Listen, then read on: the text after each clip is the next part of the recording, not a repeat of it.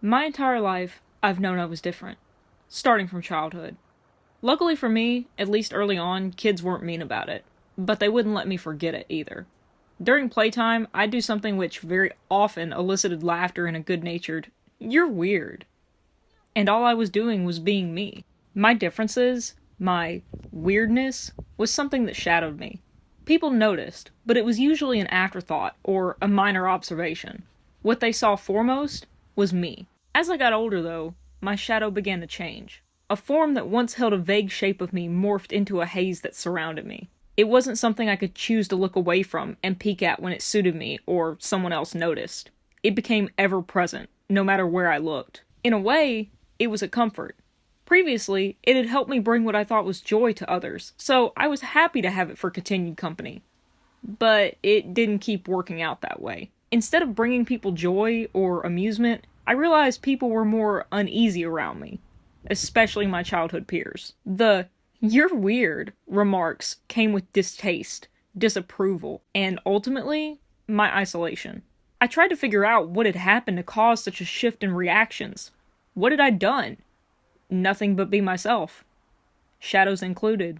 People couldn't help but see the shadowy haze. The degrees to which they saw it or commented on it varied, but they all had the same element in common: disapproval. And even more common was the ultimate consequence: dissociation. My peers formed groups and made excuses why I could no longer play with them. Adults made excuses for their kids when I'd ask for my friends to come over or if I could visit. So I played alone with my rocks and grass, and alone, the haze in my differences seemed to gather strength. The treatment I kept receiving from others only solidified how different I was, and it felt like punishment. I felt confused, because the only thing I had done was be me, and it had served me well before, but now, it was just me in the haze. It became like a magic trick. It seemed more dangerous or precarious to those on the outside of it rather than those in it. And just like a magic trick, it made people disappear. They disappeared. I disappeared, replaced by what the haze wanted them to see. I knew I was more than just the differences they disapproved of, but they only saw it as one whole. And after a while of fighting, I grew tired, and it was easier to give in because trying to explain was like trying to explain red and blue to a person who can only see gray. Over and over, they associated it with me, being me, as me, and I realized, in a way, they were right. It was the way I acted, the way I behaved, and because of that, and what people told me, I believed then that there was nothing to make it go away. It wasn't just clinging to me. It was me. Even though I was told it wasn't normal, yet it was still part of me. The same way an extra toe or a finger wouldn't be normal, yet no less a part of me than the normal fingers and toes I was born with. And that was another thing. Being born with it. Was this something I was born with? Was I born wrong? Born odd? Or did something go wrong along the way? Did something happen that affected my behavior to turn into such, or was it predestined? Any answer was bad, but it was an answer. There's comfort in that because knowing is half the battle. By my early teens, I had accepted my behavior as different, along with its consequences. As far as I could tell, I wasn't hurting anyone except myself and the repercussions of being and feeling outcasted. This was something I came to accept a little bit, because since I had started in such a state from such a young age, I recognized it in others too. And by middle and high school, I saw many of my peers going through similar states of their own in some form or another. But it seemed to me they always had a group to fall back on for support and validation. Something they share in common, whether it was sports or extracurricular interest. And I didn't. After surmising so young that my behavior had been the common factor in my suffering, I decided to watch my peers and to try and mimic more of their behavior in order to gain some acceptance and some friends back. And over time, a lot of these mimicked behaviors did develop into overall social skills, such as manners, being polite, kind, etc., and they were also taught and reinforced at home, of course. By middle and high school time, I had learned to mimic my peers' accepted behaviors pretty well, but I wasn't great at it. My strong personality would always wear down that blended mimicking I tried to do, and not even my practiced basic social skills could save me. So while people became friendly with me, Hardly anyone wanted to venture past the limits of the mimic persona they knew they liked. Anymore, and it was too much.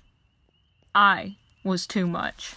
I tried not to blame them back then, but I especially don't now. I had become somewhat begrudgingly numb of my abnormal behavior perceived by others. I came to expect the reactions and the treatment that I got. What I didn't expect was for the battle to turn inward so viciously it would spurn a cycle still raging almost decades later.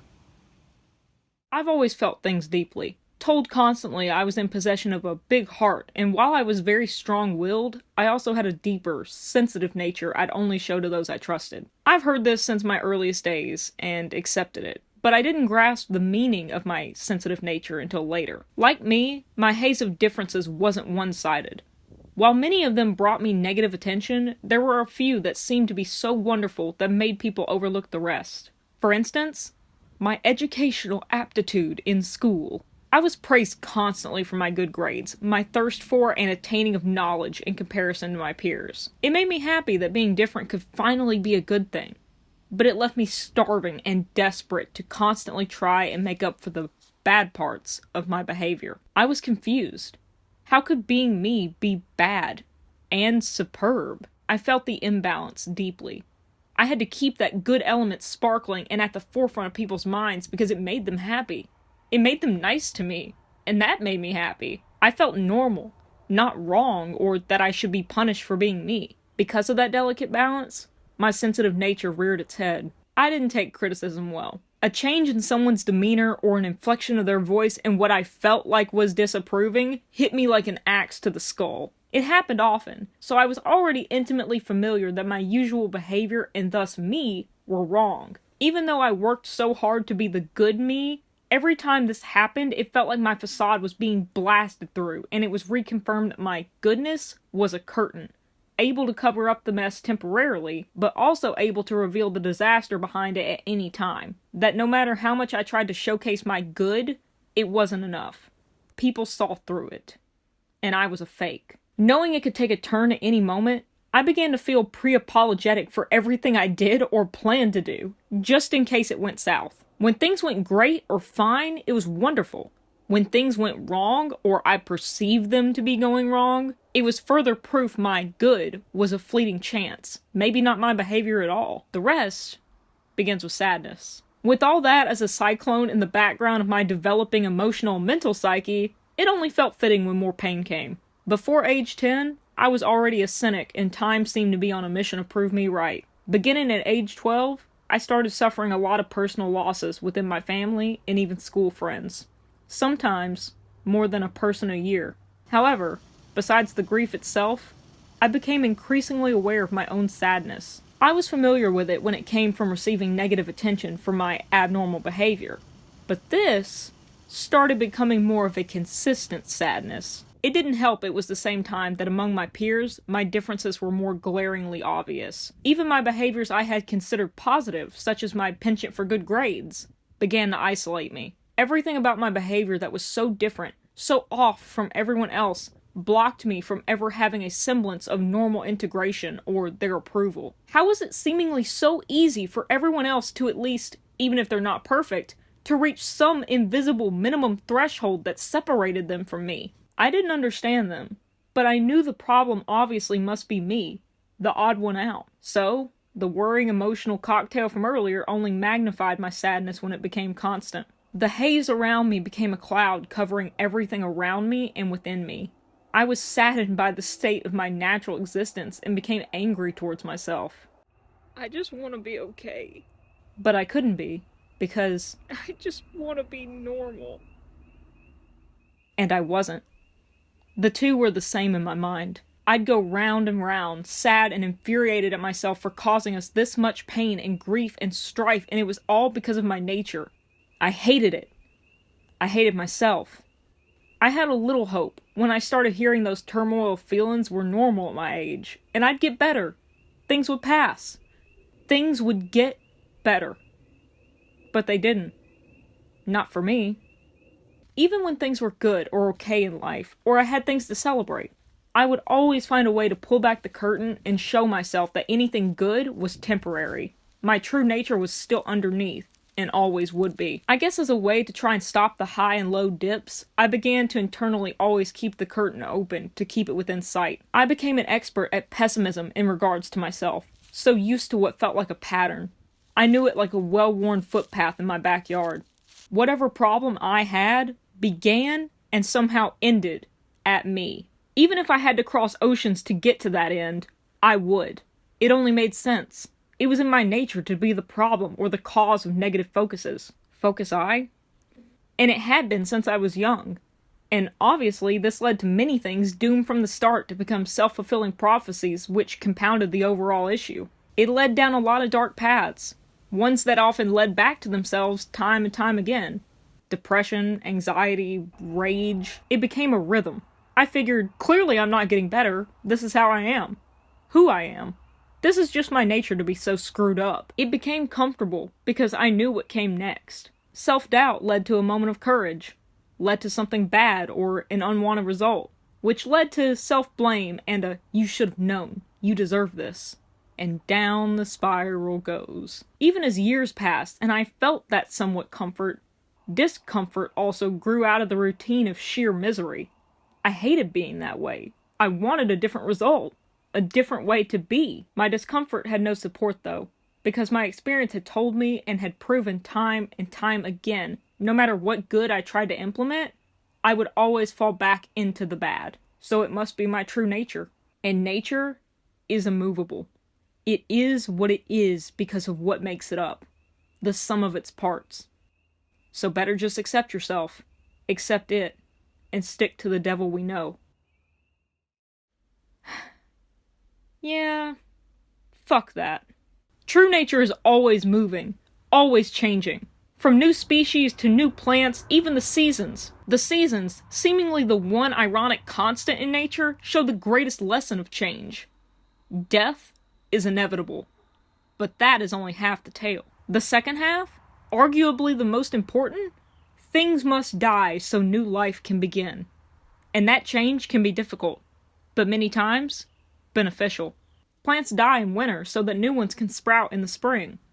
Farmers scorch their fields to replenish nutrients in the soil for new crops. The examples go on and on. Nature exemplifies that change is not only normal, but necessary. I'm tired of being trapped in a spiral of my own consensual downfall. My entire life, I've never allowed anyone to steamroll me, and starting now, that includes myself. I can't spend the rest of my life this way. It's time for something different. I need to be different. And for that, I'll follow nature's example to change my own. Some things must end for new to begin. The first step is ending the things I choose to painfully bring on myself. This goes hand in hand with ending how I think about the abnormal parts of me. I'll work on killing off my old thinking patterns so that new ones may grow and strengthen instead of weaken me. I will end the perspective of seeing myself and my nature as an enemy to be conquered and altered, and instead cultivate the view that it is the most important alliance I can have in this lifetime. I will destroy the idea that I need to mold the weird parts of me to fit into an acceptable, tolerable shape, and that if I don't, I'm worthy of punishment. The only crime I've committed is not loving myself enough to stand up for me, even when I was my biggest enemy. That ends today. Nature does not fight to justify its existence, and neither will I. Nature can and does change, so I think I will too.